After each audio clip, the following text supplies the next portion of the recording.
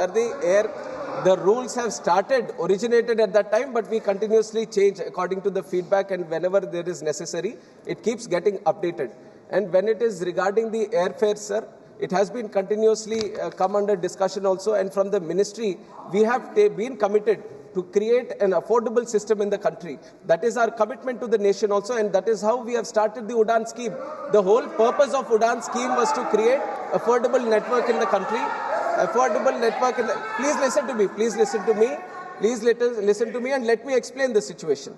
Sir, there is a tariff monitoring unit in the DGCA which looks after the airfares prices. And the tariff, there is a tariff sheet which the airlines have to provide to the DGCA before the start of every season. And the way the rules were there before, there was a provision for the airlines to change the fares at any given point of time.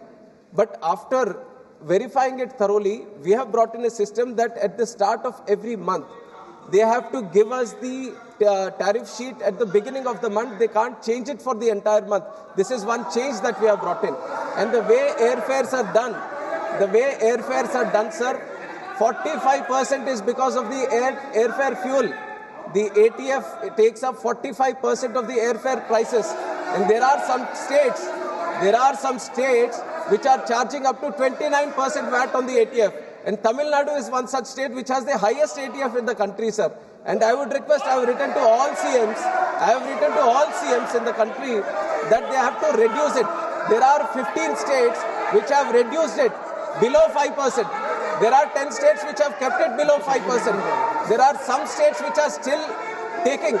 When they are talking about airfares, I would request the honorable members of those representing states to find out how much ATF the states are charging and bring it down. Because 45% of the airfare prices is because of the ATF and the VAT that is charged.